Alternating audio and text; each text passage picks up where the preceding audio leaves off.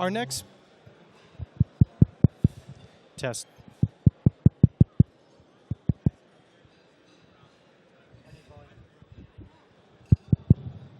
Our next speaker tonight is no strange face to television and no strange name to the field of ufology. George Knapp, an investigative reporter with CBS, in the end of 2005, co-authored a book called The Hunt for the Skinwalker. I'm eagerly awaiting his talk because this is about an area in Utah that has experienced so much paranormal activity, from UFO sightings to Bigfoot. They authored a very successful book called The Hunt for the Skinwalker, and here to talk about it is Mr. George Knapp. Thanks. Just want to warn you that I'm wearing new shoes. I haven't worn them before, and I know I'm going to slide off on my ass here before this is over. So if it happens, that's the cause. I'm really happy to be invited back to the MUFON Symposium. I mean, after all, this is the big one, the most credible of all the conferences. It's been a while for me, and really happy to see some old friends. Also great to be here in Denver. That was sort of like an extraterrestrial event there this afternoon. What'd you call that stuff? That was rain? Yeah. I've read about it. I've seen it in movies, but since I live in the Mojave Desert, we don't see a whole heck of a lot of that stuff. It's about as rare, I guess, as like angel hair falling from a UFO. You know, I had something in my mind tonight about what I was going to speak about in addition to the Skinwalker stuff. Some of the MUFON folks got a chance to see me a year ago when I was really on a rant about ufology and ufologists. I was just raising hell and making fun of everybody, and I think they wanted me to do some of that, especially since it's a banquet speech and we're supposed to have a little bit of fun. But I think I'm going to diverge from that plan because, frankly, you know, it's like shooting fish in a barrel for one thing. But there's a lot of it, and there's a lot of bashing ufologists and ufology, and frankly, I think it's too noble a pursuit to go ahead and join in on that stuff. So I'm not going to do so much of that. The only people I'm going to make fun of tonight are me. I am going to talk about ufology in general and some of the goofiness that happens in it, and then sort of delve into the Skinwalker stuff. As John mentioned, we wrote a book called Hunt for the Skinwalker. It's pretty strange stuff.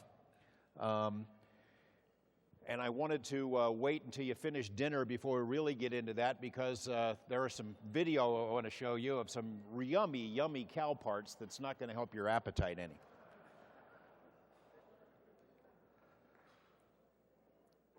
You know, this is my 20th year chasing UFOs.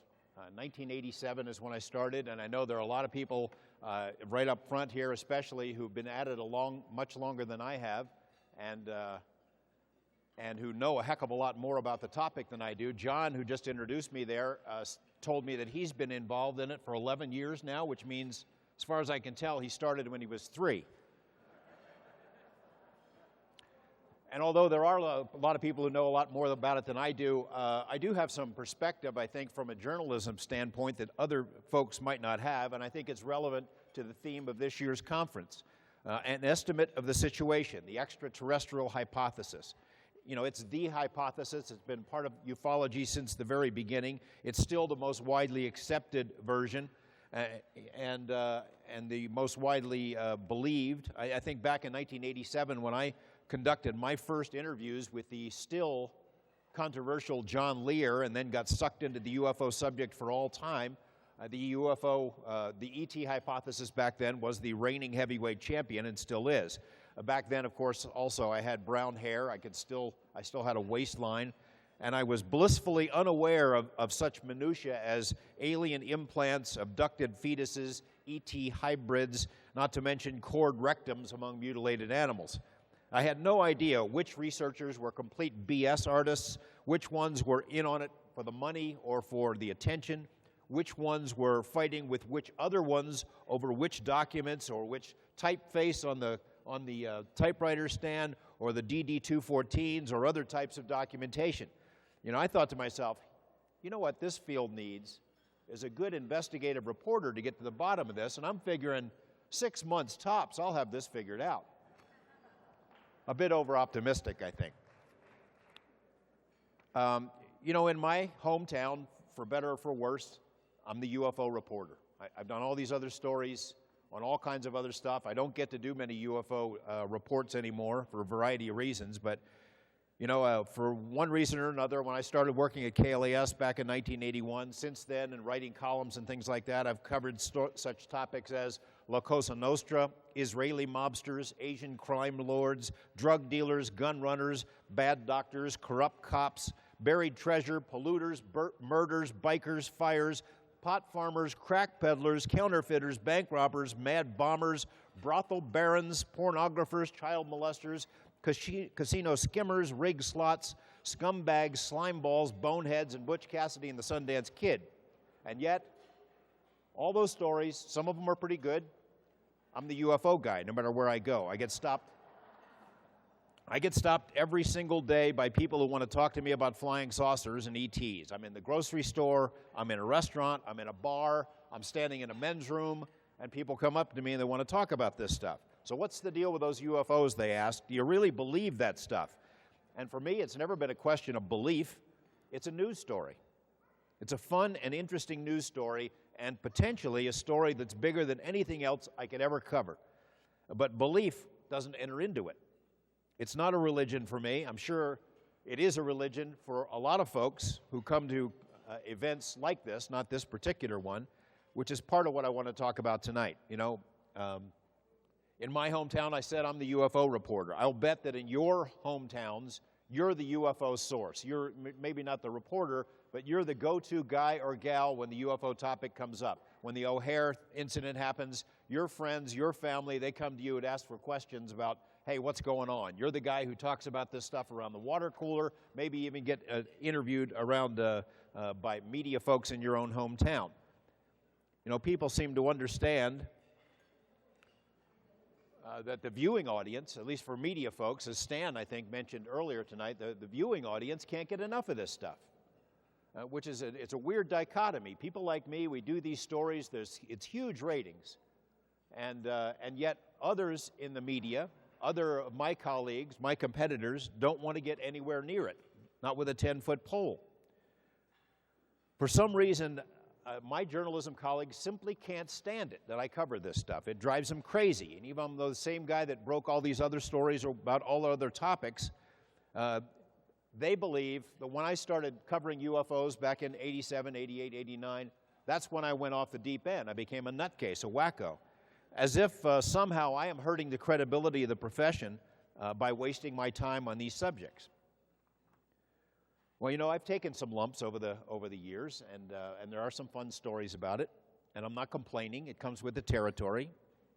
There was a media columnist in the largest newspaper in Nevada who would write about my initial UFO reports about Area 51, that people were rushing home at night to see them, not because they're interested in ETs, but because he wanted to be there when I finally went bull goose loony on the air, my mouth foaming. The radio DJs, whenever they run out of belch, barf, and fart jokes, they would unload on me about UFOs. I've been the subject of 3 editorial cartoons in the state's largest newspaper. One of them had me with a butterfly net chasing flying saucers. Another one was, the slug was the Marshmallow Head Chronicles, and it had these 2 ET hitmen who'd come to Earth. They just stepped out of their flying saucer, and they're holding their ray guns. They're going to assassinate me, but they're looking at these 2 gasoline pumps, and the one is saying to the other, of course they are Earthmen, but which one is George Knapp? I think making fun of my stout frame or something like that. I did a series of reports about alleged alien abductions and the medical procedures that are allegedly happened during these kinds of incidents, and the columnist wrote, he dubbed me a grand mullah in the Church of Cosmic Proctology. The assumption, again, is that anyone who's involved in this stuff is a wacko. And as we all know, that perception is pretty close to the mark at times. We all have our UFO stories. Today, after I checked into the hotel, I got a call from somebody who wanted to tell me that he talks to trees. Right upstairs, he talks to trees. Now look, I've read Tolkien, I'm hip to Ents. But I told the guy, I don't know what to make of that. I don't know what to do with a guy who talks to trees. Not one tree, I mean a whole forest of trees.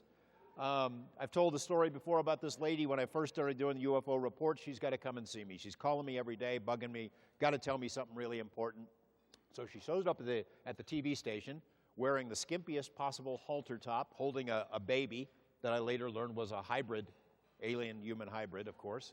And within 2 minutes of meeting her, she was telling me the most intimate details of her personal sex life, because she said it was while she was engaged in an act out on a front porch with her boyfriend that she first saw the aliens. And eventually they beamed her on, I'm not making one word of this up. Eventually they followed her around, they beamed her up onto a spaceship and told her to put on a bathing suit, and then they told her that in their opinion she needed breast implants. And she got them. And this was the one part of the story I could believe, because there was ample physical evidence staring me in the face. I have received letters from a 75-year-old woman who says she has sexual romps with aliens every time her husband leaves their ranch in California. She even sent me some anatomically correct drawing of alien genitalia. I've been pestered by a millionaire transsexual abductee, by the twin brother of Jesus Christ, who says aliens are coming and they're really mad, by a man who flew from Australia just to ask me to go out and use my contacts at Area 51 to get the aliens to stop tormenting him at night, which is a true story but a sad one. I went and met with a guy who convinced me that he worked for a government agency and that he still communicates with aliens, and he showed me the device in his backyard. It was an old bird bath with a rusted record rack on top and a disconnected auto headlight. I received all kinds of letters from alleged aliens who say they're watching me. I get recordings and poems. I've had assorted death threats and warnings from so-called government types who say I'm meddling where I don't belong. Of course, it's baloney. Some people are convinced I'm a government agent myself. You know, the problem with the media coverage of these topics is most other journalists don't seem to see beyond the obvious fringe of lunatics and true believers, and they opt for the easy story, that is, make fun of the guy wearing the beanie, or chuckle at the lady with the ET t-shirt, or, you know, pull out all the usual UFO cliches. The problem for us as researchers, sort of leading to where I'm heading here, is that where do you draw the line with folks like this? Where do you say, in my mind, this person's crazy, and this person is not? Because, you know, you might make a mistake. Maybe that guy who talks to trees has a really interesting story, and I've just sort of made up my mind about him without really talking to him at length. That's what PsyCop does. That's not what we're supposed to do. We're supposed to have open minds about otherwise weird topics. And I'm setting that up because tonight's topic is mighty weird.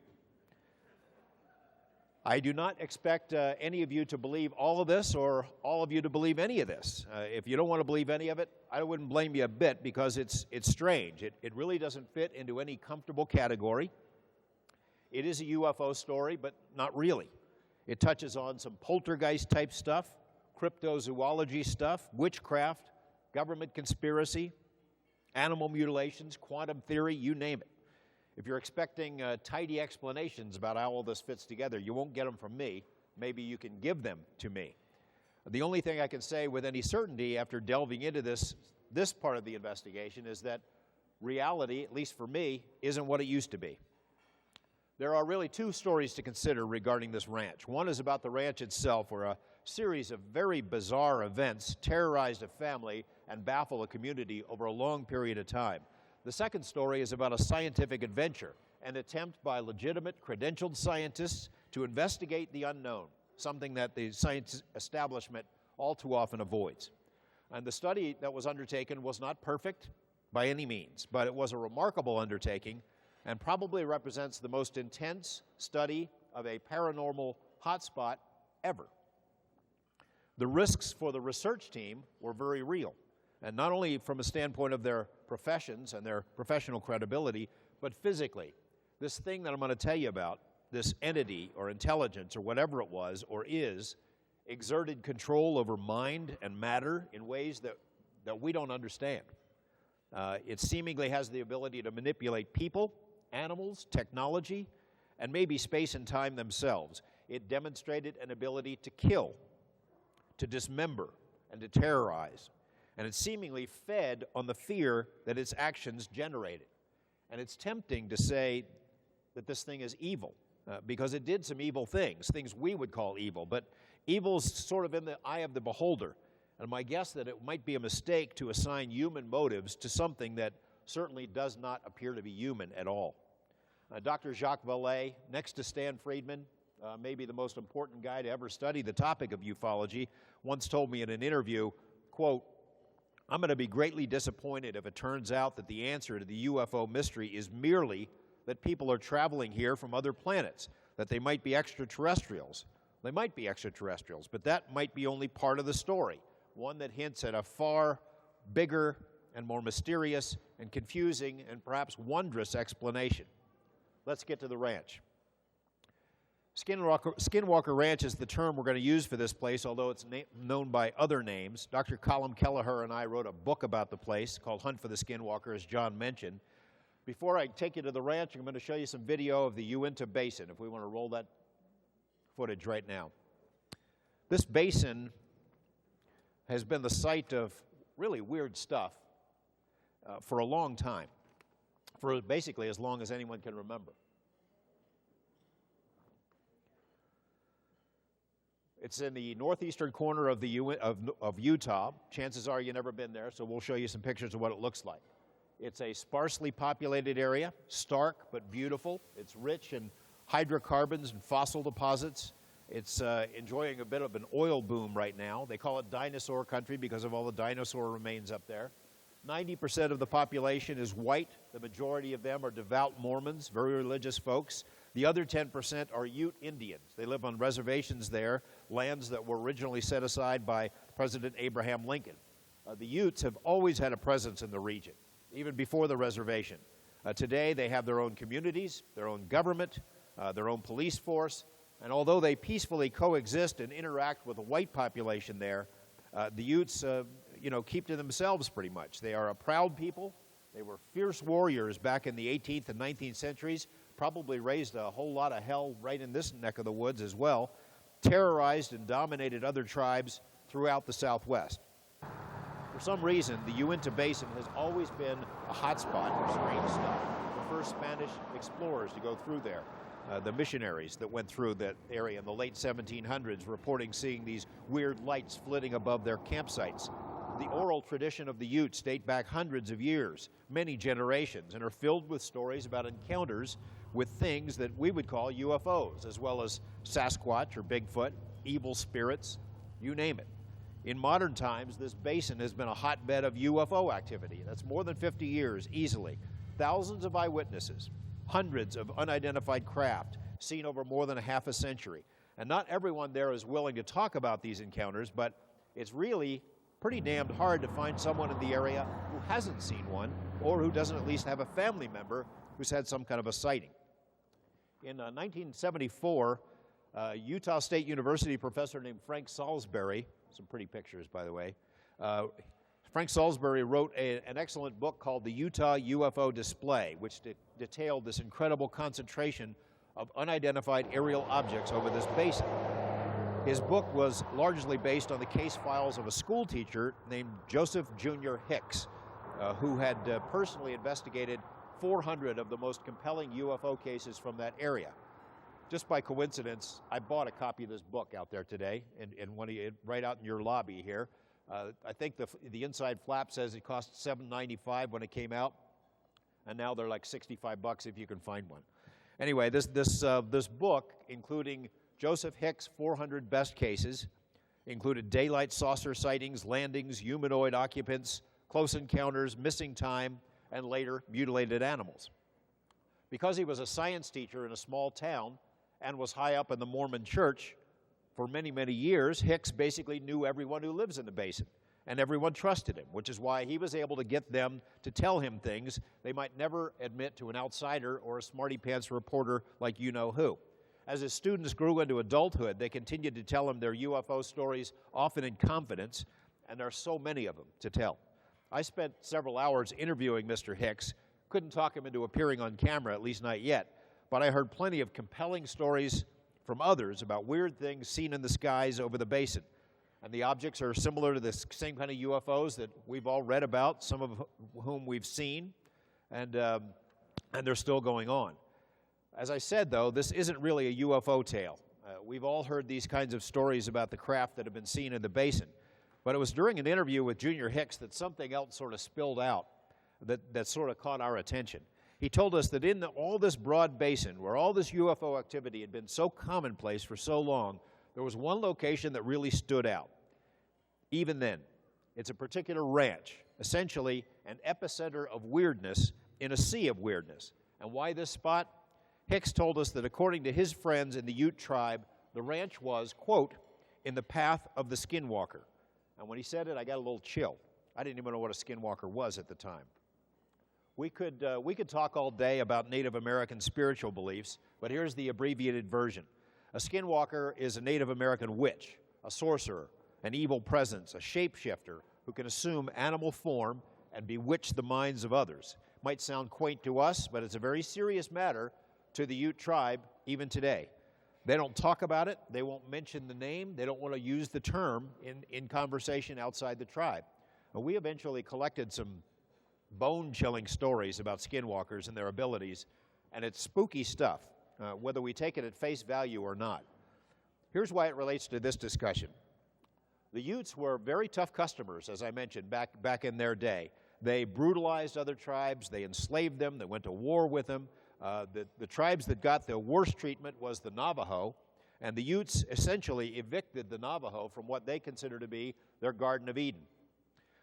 They racked up some pretty bad karma, and they believe that the Navajo, and I'm not asking you to take this at face value again, but they believe that the Navajo put a curse on them, essentially put a skinwalker on them.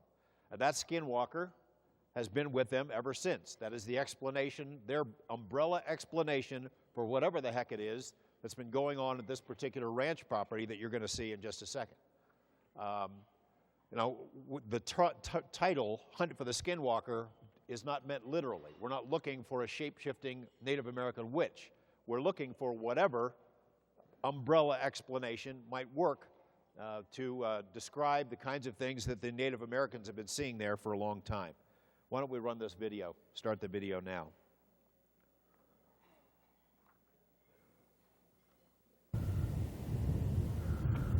That's the ranch. It's 480 acres, well-watered, a beautiful property. It's surrounded by other similar ranches. In the middle of the picture there, you see a ridge. That's Skinwalker Ridge. It's this giant sandstone ridge that sort of dominates the property. On this side is a well-watered creek. The entire property is well-watered. That's one of the observation posts that was built by NIDS, which I'll tell you about that a little bit later. But it's a beautiful property. In the early purchased by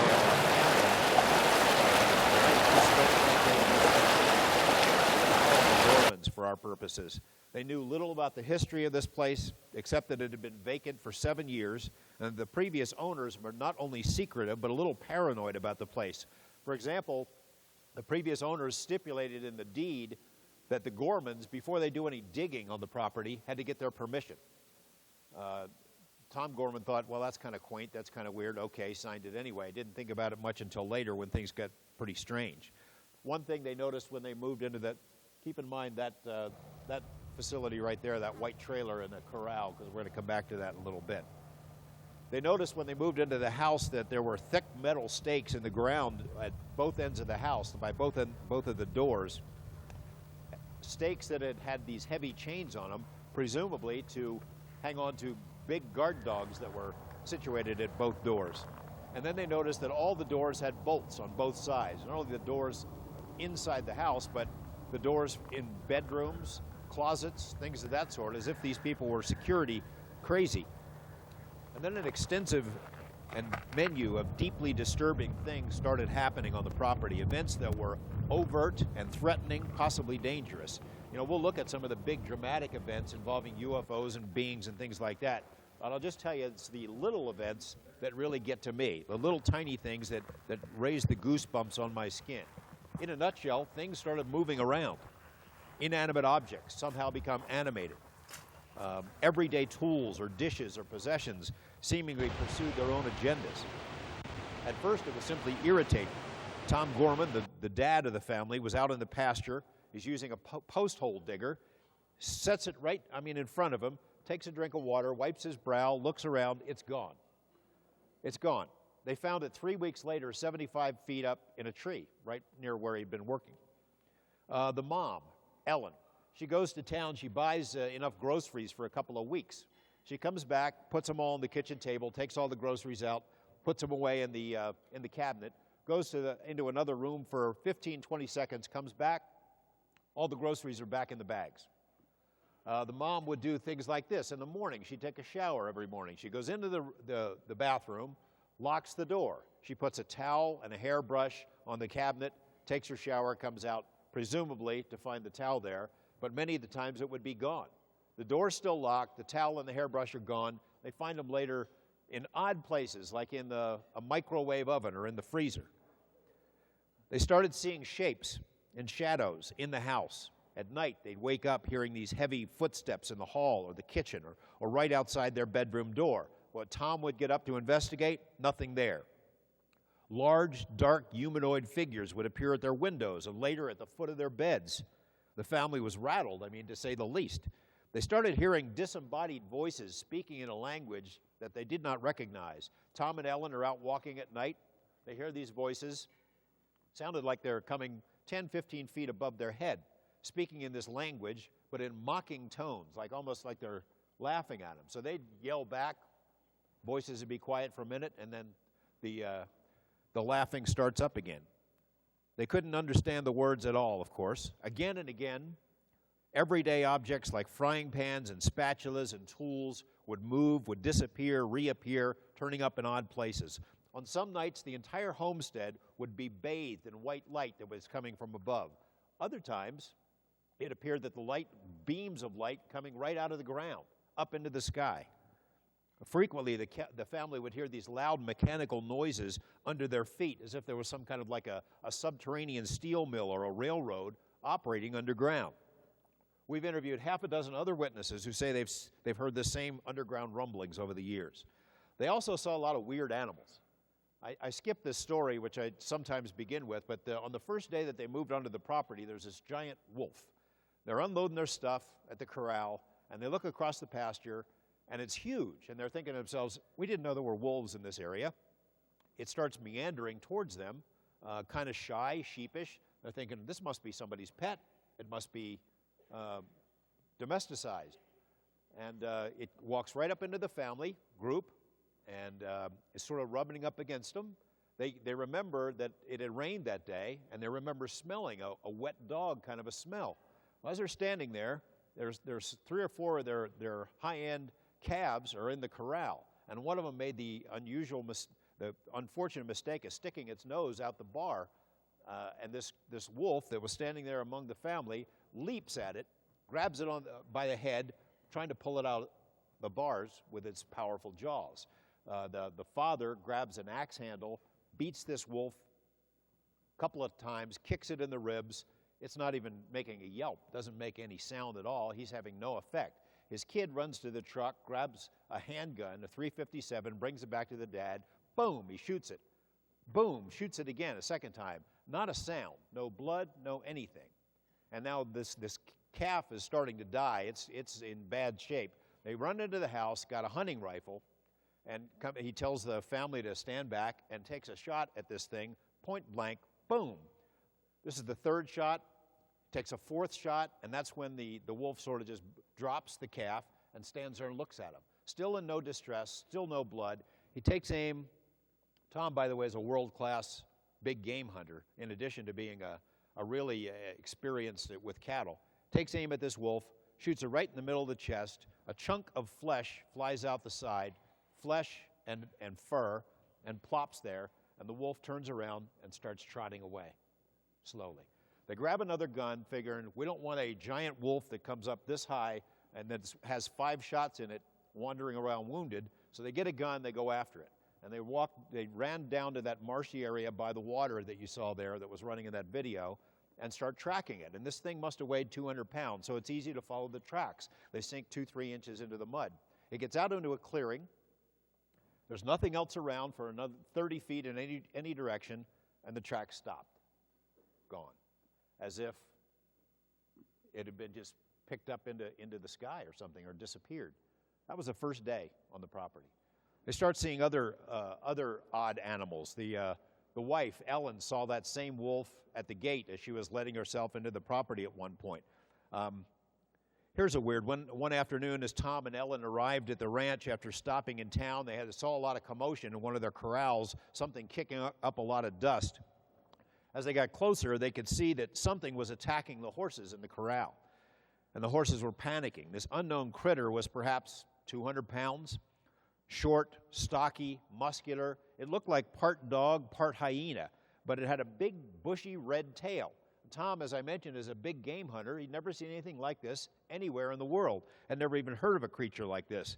But this thing was toying with the horses, not so much trying to eat them, but just toying with them and scaring the heck out of them, slashing its legs with its claws, and then it sees Tom running at it, and it takes off up the hill. Poof, it's gone, just disappears into thin air. It wasn't their imagination. The legs of the horses were all clawed up and took weeks to heal. There's some other mystery animals that I'll tell you about in a couple of minutes. But after bulletproof wolves and assorted animals and mystery voices and strange lights and poltergeist-like events, what else? Well, cue the UFOs, because there were a lot of them. The first one they saw on the property looked like a recreational vehicle, like a Winnebago. Now, on that property, the video you saw, there's only one road. There's only one way in and one way out, and the gate is always locked. So anybody comes into the property, they're going to know about it. Well, suddenly they see in the third homestead, the 3 homesteads in the property, they see these what look like headlights coming toward them. Or they think that maybe it's a Winnebago that somehow got stuck out on one of their pastures. Oh, gee, we'll go down and help the guy. So they start walking toward it, and then the lights start coming in their direction, start moving toward them. And then the lights start moving up and over the trees and gone. Then they started seeing these flying refrigerators that generated these huge beams of light and made these loud noises like metal banging on metal. Tom and Ellen had a daylight sighting of a classic silver disc, a classic flying saucer, except this one seemed to generate an intense emotional response in them as they watched it. They were not afraid, they were elated, like almost giddy, way out of proportion for what was happening to them at the time. It kind of an induced emotional state, and they would come to see this many more times. There were others that looked like F-117 stealth fighters, but they had these multicolored, like flashing Christmas lights around the side. And they would hover over the property, not making a sound, and then just boom, disappear. And then the orbs came. At first, they were these little white lights flitting around in the darkness and in the trees and above the grass. And then they were followed by the red orbs that proved to be much more aggressive, since they often flew into the cattle and scatter these herds. They would just run away in abject fear. And then these larger orange orbs that generated this intense light. But these orange things that looked like they would hang in the sky, and they were like a sun. And then on occasion, Tom would watch them through binoculars or a telescope, and he would see things flying in and out of them. He even on one occasion reported that he could see another sky on the other side, as if this was some sort of a portal to somewhere else. Then came these blue ones, the blue meanies. Ruthless, manipulative, and as the family would learn, violent, confrontational, airborne menaces. These things they also seem to generate an emotional reaction, not only in people, but in animals. These things would fly among the horses, scare them just out of their mind. And then Tom and Ellen would try to come to the rescue. They'd get anywhere near these things.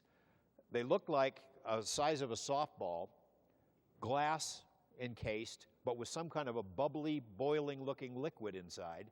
And they initiated this fear that just literally dropped them to their knees. Fear way out. Now, they'd already been through all kinds of stuff on this property, but these things did something to them that seemed to induce an emotional state. And in fact, we've theorized since that maybe it seemed to feed off of it. I guess it could be some advanced military project or something, but if we've got something that could do that, it'd be a mighty effective weapon system to have, and I just have never heard about us developing something like that. Another UFO that made occasional appearances was this black triangular craft, as I mentioned, like the F-117. There was one incident where, maybe this is too complicated to get into, but Tom is out of town on an out-of-town business trip. The wife is at home. She sees one of these things land. It follows her at the gate, and she's petrified. She runs into the house. She's by herself. She locks all the doors. A little bit later, she sees this big, bright light out on the pasture. She cracks open the window, and there's this UFO sitting on the pasture, sitting there, and a door is open, and it looks like there's a desk inside this thing. It's like an office. And I know this is weird, but these are pretty reliable people in our view. It's a desk, and this guy walks up to the desk. Looks like he's 9 feet tall, wearing like a black military uniform with a hood, and he sits down at the desk and stares in Ellen's direction. She closes the window and then opens it a little bit later. It sees her, gets up, walks outside, and walks out into the pasture, and now she's panicking. She closes the window, again checks the locks on the door. She calls her husband. He drives a couple of hours to come home. When he gets there in the morning, this thing is gone, but they found big, heavy boot prints out there where the thing had landed. Weird stuff. Some other incidents that don't easily fit into any category that we know. During the same period when all these assorted lights and craft are zipping around the ranch at night, Tom Gorman made an unusual discovery out in the third homestead. Someone had dug up these big chunks of the ground, taking big scoop marks, 8 or 9 different spots, probably 200 pounds of soil in each instance, and just scooped it up for whatever reason, like with a cookie cutter. And again, there's no way to get in there. You can't get a backhoe in that property without him knowing about it. Why they did it, what it was, he didn't know. At that point, he just about had enough.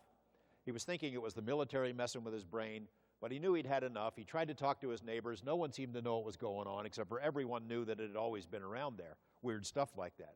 So he agreed to talk to a local newspaper reporter who wrote a story, and the story was picked up by the AP, and they took a photo of Tom standing there with these scoop marks. That photo went all over the country under his real name, and it's how Bob Bigelow from Las Vegas, who created NIDS, found out about what was going on out there, and eventually led to him coming to that property. But I'll get back to that.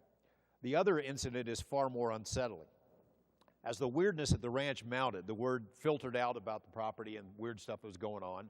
And one day this guy shows up, big mountain man, Grizzly Adams-looking guy, long hair, told Tom at the front gate that he'd been drawn there for some reason. He'd been drawn there. He'd driven hundreds of miles. He had to meditate on the property. Tom and his son are kind of looking at the guy and thinking, this is pretty goofy. This is pretty funny. The guy, they figured, what the heck, they're going to let him in. You got to get in their car, they'll drive you, you tell us where you want to meditate. So the guy cruises into what is the middle homestead, which is where a lot of weird stuff, he goes, that's the spot, let me out here. So the dad and the son they're leaning on the truck watching this guy. He goes out, and opens his palms, he's looking at the sky and chanting and whatever meditation is involved with, and they're watching and kind of giggling at him, and then they hear this sound. It's like a cowbell sound, and they hear it faint out in the bushes. And then they're looking. He's oblivious to it, but they're looking and they see something moving in the brush line. It's kind of opaque, like you've seen that Predator movie where it's kind of camouflaged. It's moving in there. It has no distinct shape, moving around, and then comes out of the bushes up to this guy, 1 foot away from him, 8, 9 feet tall, whatever the heck the thing was, and roars like a lion kind of roar. You could hear it for miles.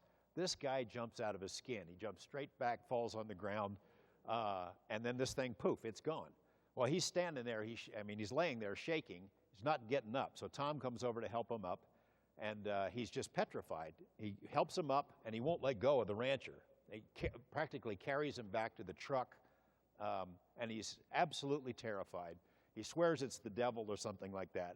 They drive him off the property, and he leaves with some epithet to the effect of that this is the devil living there. Well, as an aside, I don't know what the heck that thing was, but as an aside, during my first visit to the property, that second homestead, that middle homestead, is where a lot of weird stuff happened. Cattle mutilations, animals incinerated. So they decided that maybe if I had a certain inherent weirdness quotient, that they'd do a little experiment. So they put me on a plastic white chair in the middle of the night and left me there. And then they went a couple of hundred yards away, and I think they were probably drinking beer or coffee or something like that, and had cameras to set up, not to help me or anything, but to see if something came and got me.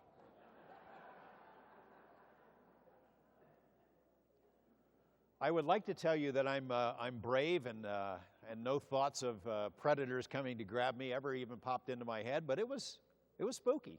It's always been spooky out there. The only thing that did come and get me, though, that night were mosquitoes. So after about 45 minutes, I'd have quite enough as being bait out in that homestead. As mentioned, the ranch sort of became like a shopping list, a paranormal shopping list, and it gets to the point that mentioning all of it just sounds ridiculous. When Colin Kelleher and I were writing the book, we had the debate, are we going to include all this stuff? Because at some point, there is something for everyone to hate. You know what it's like. The UFO people hate the poltergeist people, and the poltergeist people hate the Bigfoot people, and the crop circle people, they're not sure they trust the animal mutilation people, and everybody hates everybody. So basically, by including all this in one book, we've got something for everybody to hate, and that's not even including the scientists who hate all this stuff. So we decided we would not censor ourselves. We just lay it out there, investigate it as best we could, and lay it on out, which is pretty much what we've done. But some of it just gets absolutely ridiculous. There were numerous sightings of what we'd call Bigfoot or Sasquatch in the area. The Native Americans would see them all the time, 8 feet tall, dark, running around the property. Some other kind of large animal that was present but couldn't be seen. They could see it move through water and displace water. They would see it move through cattle because it would move like just parting the waters like that, but they couldn't see it. There were these huge circular impressions left on the grass, 3 big circles, 8 feet in diameter, arranged in a triangular pattern, almost like classic saucer nests from the old days, not really crop circles. All this, of course, is taking its toll on the family. As you might imagine, the kids' grades are going right in the tank.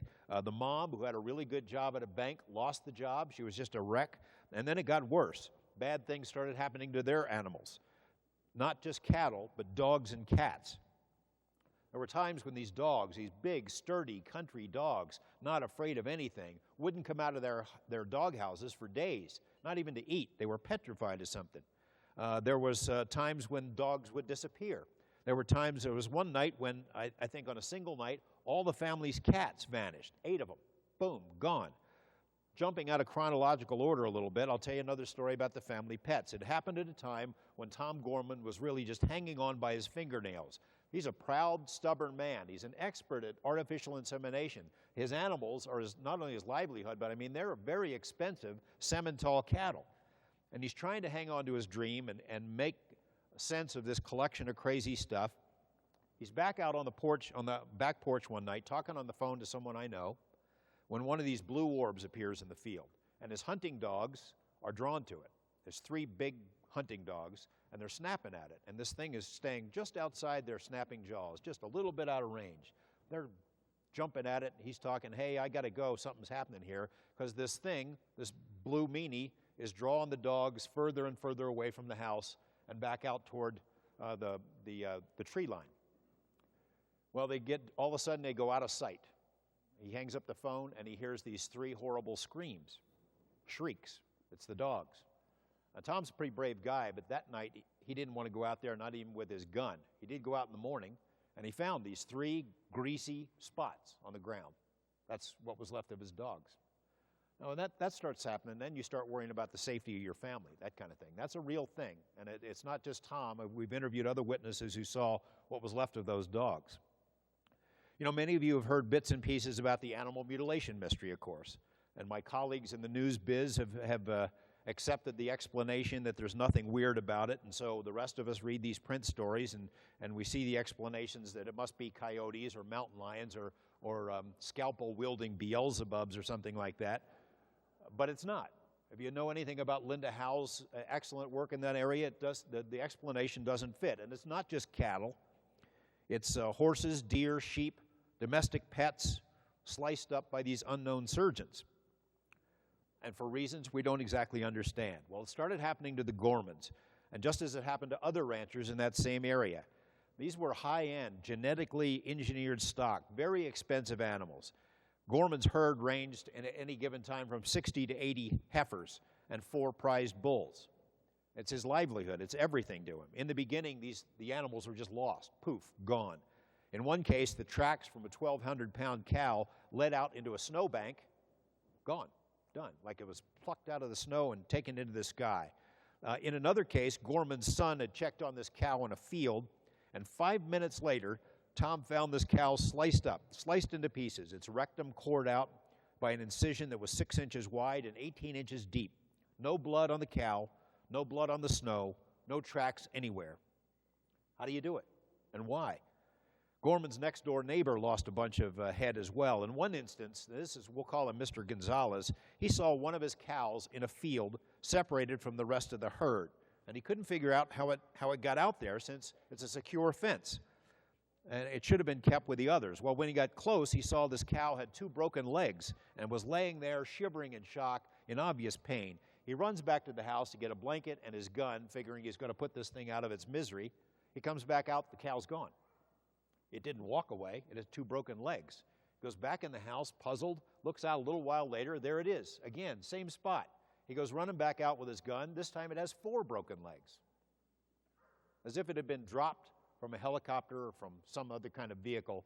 But of course, he'd seen no helicopter or nothing else. There was an incident with the 4 prized bulls. Tom and his wife are thinking, they start to feel that whatever this thing was, it seems to be able to read their minds and anticipate what they're doing. They said they're going to drive to town. They said, boy, if something happens to one of our bulls, we'll go under. We'll be in real trouble. 20 minutes later, they drive back. All 4 of the bulls that had been in this one corral are gone. They're panicking. They're running around, looking around for it. Well, if you saw that video earlier, there's a shot of a metal trailer that's in that corral, and it's wired shut. He uses it for storage. Nobody ever goes in there. He peeks up at the top of this grate, just on an off chance, and there's all 4 of these bulls crammed into this trailer in like a trance. Now, you couldn't get one of these things in there. They're 2,000, 2,500 pounds. They're powerful. They're mean, unruly. Somehow, somebody in a couple of minutes crammed all 4 of them into that one little trailer, and they did it without opening the door, because the wire that was there was still wired up. He yells to his wife, and it's as if these bulls come out of a trance. They wake up, they start kicking the hell out of the trailer. What do you make of this stuff?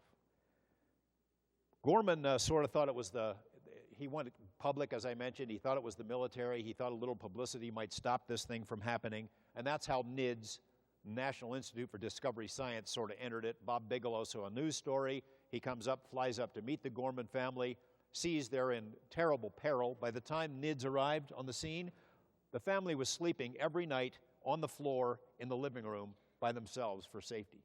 They were a wreck. They were psychologically tormented. So anyway, to make a long story short, NIDS comes up, they buy the place, they start a study. It's an amazing study. It becomes the most intense study of a paranormal hotspot ever.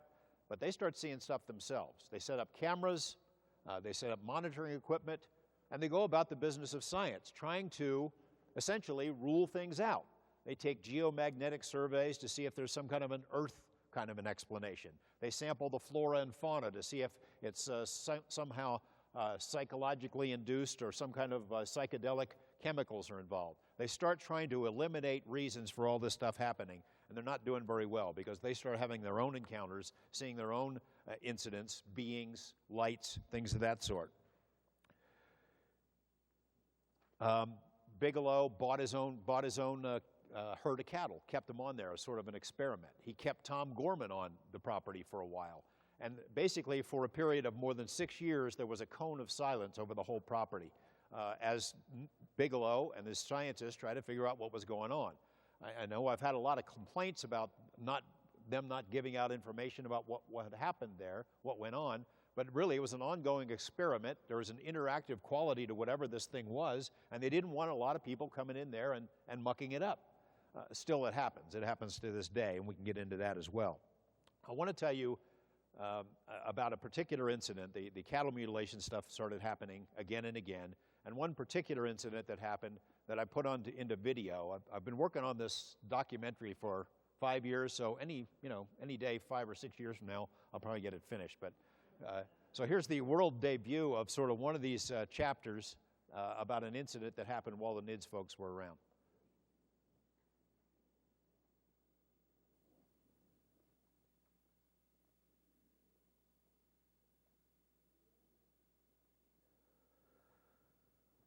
When a family's entire livelihood depends on the well-being of its livestock, the loss of even a single animal is a serious matter. For the Gormans, the stakes were even higher.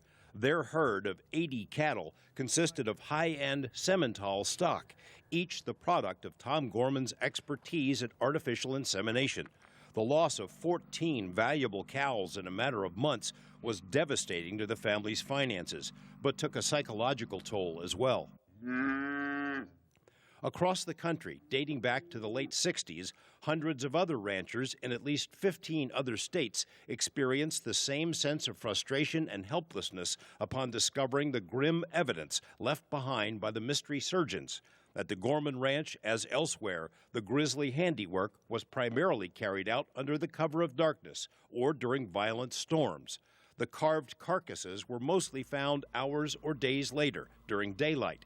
Even in sunlight, the discovery of an animal sliced up so precisely was chilling and deeply disturbing. And then it got worse.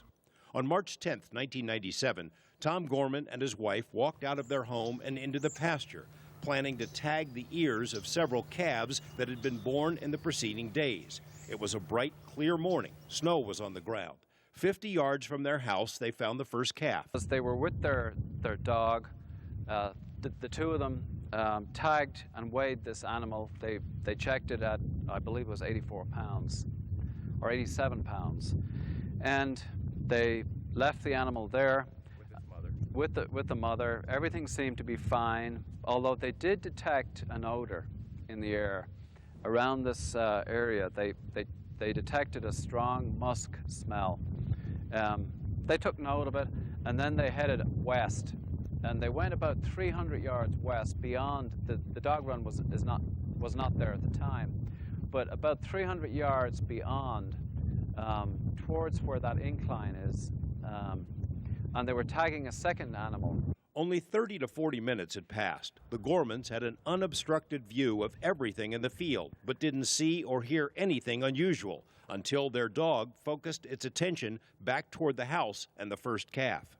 The dog with them down here at this stage began to act really strangely. It started growling, the hair on the back of its neck went up, and it started facing back towards here, growling and snarling, and then it just took off west, away from this spot. It just took off. It was never seen again. The Gormans were curious and walked back across the field. First thing they saw was the mother of the animal was running back and forth, kind of in a sort of half circle from about this area to the fence line, just running back and forth, and it was limping. I mean, it was dragging its foot, it was limping. They met the animal, and they noticed that it was just totally out of breath. It was panting, it was obviously in deep stress, and it was dragging one leg. And then they noticed the calf, or what was left of it. Spread-eagled on the ground, just about here, with it was lying with all four limbs just spread on the ground. All of its internal body cavity was gone. It was completely, pretty well, all of its muscle was gone from the torso. The legs were still intact, but one of the ears was also gone. So they called NIDS. The rancher placed a call to the NIDS investigators who'd returned to Las Vegas for a rare weekend off. Within a few hours, a four-man team, including a veterinarian, was on the scene. Necropsy started, and the first thing that the veterinarian noticed during the necropsy was that the ear of the animal had been sliced off with a very sharp instrument. possibly a scalpel, and the ear had contained a very large plastic yellow tag, like an ear tag that they had just put on, and it was gone. So the necropsy proceeded. About 10 feet away from the animal, there was a femur. One of the femurs had been forcibly ripped out of a ball and socket joint, which is extremely difficult to do, I mean, in terms of strength. It looked initially, you know, superficially like a massive predator had just lain waste to this animal, removed, you know, 60 pounds of meat in 45 minutes, which we don't know of any predator that could have done that. And how could a predator inflict such carnage without being seen or heard by the rancher, his wife, or his dog, who were a few hundred yards away in the same field on what was a quiet Sunday morning? No four-legged predator known to science could do it. The team gathered tissue and bone samples, which were sent to 3 independent pathology labs. The results arrived later, but confirmed what seemed obvious in the pasture that day. The calf had been carved up by someone wielding sharp, metallic instruments.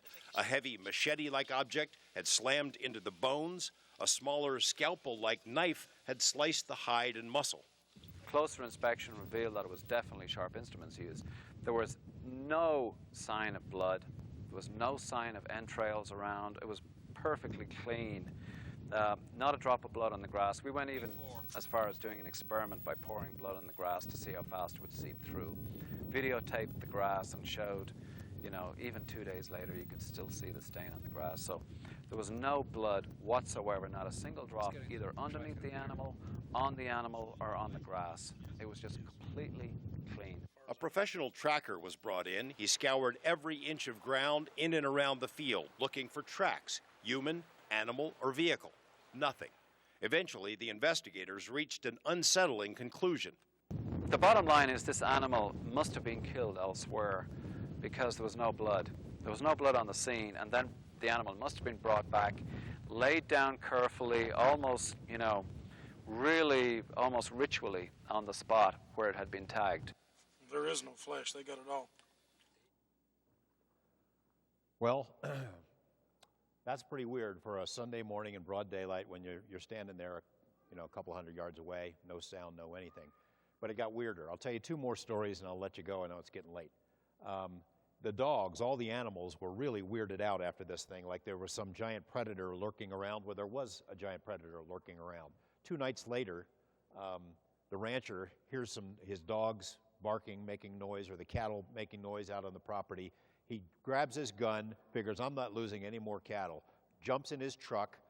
The NIDS guys, Colin Kelleher and a PhD physicist who was part of the team, jump in another vehicle and start chasing him. They've got lights out there. They're looking around for something.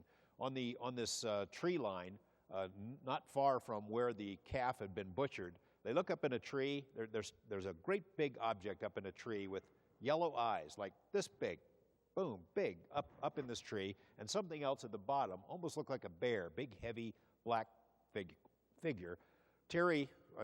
Tom Gorman jumps out of his vehicle, takes an aim at the thing at the bottom of the tree, boom, shoots it. He says, I got it, and he did hit it, and it's gone. Well, that NIDS gets there at that point, the 2 guys, they jump out of the vehicle. Terry takes aim at the other thing in the tree, boom, shoots that, the eyes go out, something falls out of the tree. Well, they go rushing over there. I'm not sure that I would have done the same thing. There was snow on the bottom of on the ground at the tree, and there was one big footprint, and it was like a raptor footprint, only big, like a dinosaur thing. And then it was gone. And they still had this world-class tracker out there. He looked around for it. They went out into the bushes trying to find this thing and never did. They did some interesting experiments in the days that followed about how this could have been duplicated, but couldn't figure it out. The only other story I want to tell you is a lot of folks have said, well, look, when NIDS arrived, all the good stuff stopped happening, and that's just not the case. They were there for years when things were happening, if not every day, certainly every week. Weird stuff. They would see the lights, they'd try to photograph them, but this phenomena, it was sort of like a trickster. It found ways to avoid them and to always stay a step ahead of them. They put the cameras here, something would happen over there. It seemed like it can anticipate what they were going to do, and if you can't buy it, I understand, but it just happens to be the truth. There was one instance where they had these cameras up on telephone poles, and something went up and ripped it all out. Well, they figured, aha, you know what? We've got cameras that can see the other cameras up on these telephone poles, so we'll just back time it and see what went up there and did it. Nothing. Whatever did it was all but invisible. And this was not just a quick little, it would have been a chimpanzee, a human, whatever, we would have seen it on video. It's not there. And this thing, it ripped the guts out of this camera. It tore all this tape that had been baked in the sun all the way down the telephone pole, tore that out, tore off all this plastic stuff that had been nailed to it. It wasn't an easy thing to do. It was as if saying, I don't want to be photographed anymore. One other incident is what I call the tunnel. 2 NIDS scientists are out on the pasture, 2 more are up on the ridge. They're looking for whatever they can see. Well, they start seeing this ball of light, this dirty yellow ball of light, close to the ground, about a foot off the ground, in the middle homestead. And it starts getting bigger, so they're talking to each other on walkie-talkie. Do you see this thing? Yeah, we see it up there. This light gets bigger and bigger, and it stretches out until it looks like a tunnel. And they're watching, yeah, talking to each other, and then something starts crawling through this tunnel. Something big and dark, humanoid form, crawling through it, wriggling through it as if it's trying to get from somewhere else out to here, and then it finally does. It crawls all the way through, it stands up. They can't see any features, they just know it's really big and dark. And as soon as it gets out, the tunnel collapses and goes away. This thing starts running up toward the ridge. The guys up there thought it was coming after them. They were freaking out. It didn't go after them. But you know, the NIDS people did see a lot of this stuff. These are world-class scientists. They don't make this stuff up. They didn't go into it with any kind of a preordained theory. And it's just weird. We don't have explanations for what caused all this stuff or what's going on. We checked out the Gorman family as best we could. We found them to be truthful people. They had always had high standing in their area. The thing is, this phenomena at that property had been going on a lot longer than they had been there, and it happened to a great number of people, so it's not like they could make it up. We examined the possibility that maybe it was the military, and we have to leave that theory open. I'll tell you, I think the military could pull off some of this stuff. I just don't know which Delta commando gets the job of going in and stealing the brush and the towel from Mrs. Gorman's bassinet or cabinet every day when she's taking a shower. The ET theory, some of what we saw could certainly be extraterrestrials, but a lot of what we saw does not match what we all collectively know about ETs. Can't rule it out. The other possibility that we've discussed is something multidimensional. When you have that big sun object and things are flying in and out of it, or you can see another sky, that suggests there's some other kind of world out there. When you have that tunnel, that suggests beings coming from elsewhere. They had weird animals that had never been seen there before. It's like it was a portal, or it was a place, like as the Irish say, a place where the world is thin. We don't have an explanation for it, except to say that, you know, the world is perhaps a much stranger place than any of us can imagine. And perhaps this is part of some sort of a learning curve, you know, taking us one step at a time, introducing us to the idea of the multiverse or alternate dimensions or parallel universes. I mean, we don't have answers for it, sorry to say. You know, but it sort of brings me back to where I started with this thing is, you know, when you got somebody who says he talks to trees, maybe not jumping to the conclusion that he's a nutball, you know, because this is pretty nutty stuff. And like I said in the beginning, I don't expect anybody to believe all of it or any of it. But we, as researchers, know what it's like to be scorned by people who don't want to have no open minds and don't want to pay attention to it. So that's all I'm saying, is that maybe we need to keep an open mind. And as I've said before, you know, the study is not perfect or anything, but it sort of does what science is supposed to do, and journalism. You know, investigate the unexplained and not explain the uninvestigated. Thanks very much.